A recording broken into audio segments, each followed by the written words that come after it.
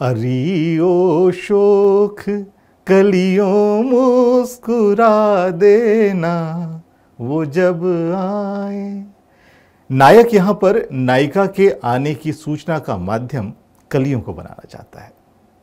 फिर कबूतर के माध्यम से खतों का आना जाना शुरू हुआ। महफिल में शायरी सुनाकर अपनी बात पहुंचाना, प्रतीकों, चिन्हों, लेखों, भाषा के पहले ढोल नगाड़े भी सूचनाओं का माध्यम रहे हैं, जो सभी के लिए एक समान संदेश देते थे। जैसे जैसे हम सभ्य हुए, हमारे माध्यम बदले और फिर हम सामाजिक हुए।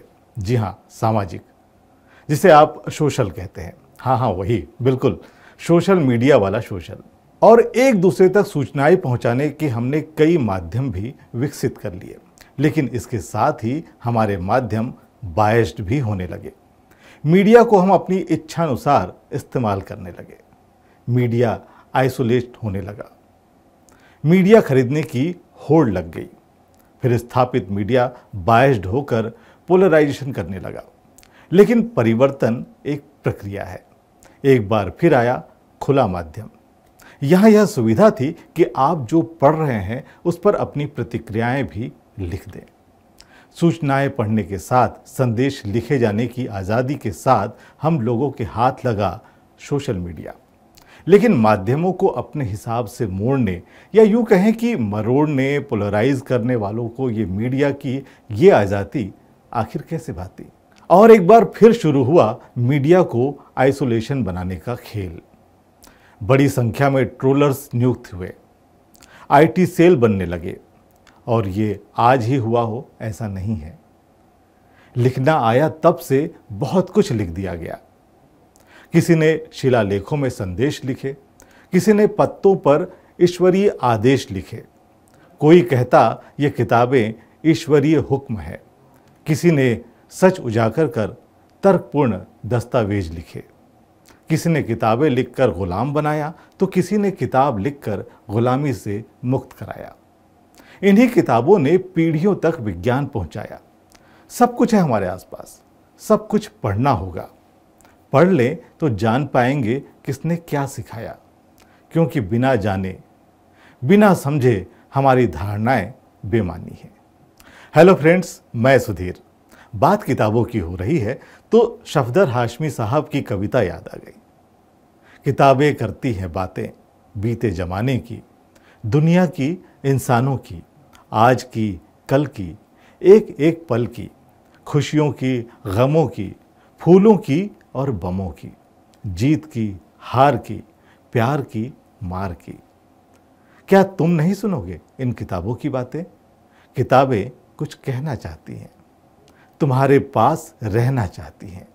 किताबों में चिड़िया चहचहाती हैं, किताबों में खेतियाँ लहलहाती हैं, किताबों में झरने गुनगुनाते हैं, परियों के किस्से सुनाते हैं। किताबों में रॉकेट का राज है, किताबों में साइंस की आवाज़ है। किताबों का कितना बड़ा संसार है, किताबों में ज्ञान का भंडार है। क्या तुम इस संसार में नहीं जाना चाहोगे? किताबें कुछ कहना चाहती हैं, तुम्हारे पास रहना चाहती हैं। किताबें ही रखने के लिए डॉक्टर बाबा साहब अम्बेडकर ने मुंबई में आलीशान बंगलानुमा बिल्डिंग खरीद ली और नाम रखा राजगृह। महात्मा फुले कहते हैं कि कोई भी किताब ईश्वर या अल्लाह ने नहीं लिखी। संत गाडगे बाबा ने भी शिक्षा के महत्व को पारिवारिक और भौतिक सुख से ऊपर माना। वो कहते हैं, एक सामान कम खरीदो लेकिन बच्चों को जरूर पढ़ाओ। मराठी में कहावत है, वाचाल तर वाचाल। मतलब ये कि पढ़ोगे तो बचोगे, क्योंकि सिर्फ हकीकत को ही तलाश करना पड़ता है। अफवाहें तो अपने आप हम तक पहुंच ही जाती हैं। जिन टीलों को बरसों तक महज हम मिट्टी का ढेर समझते रहे, उनके नीचे से मोहनजोदाड़ो, हड़प्पा जैसी पूरी सभ्यता निकल आती है। कुल मिलाकर बात यह है कि हमें किसी पर कुछ कहने से पहले उसे जानना समझना होगा। इसके लिए उसे भी पढ़ लें जिसके लिए अच्छा या बुरा हम कह रहे हैं।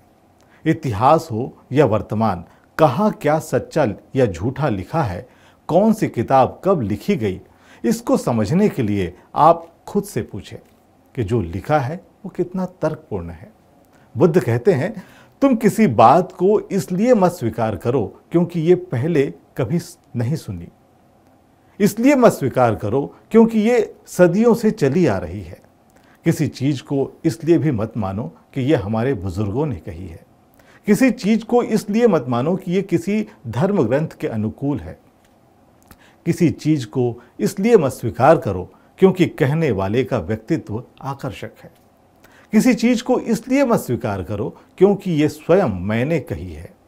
किसी चीज को मानने से पहले सोचो कि क्या ये सही है। किसी चीज को मानने से पहले ये सोचो कि क्या इससे आपका विकास संभव है।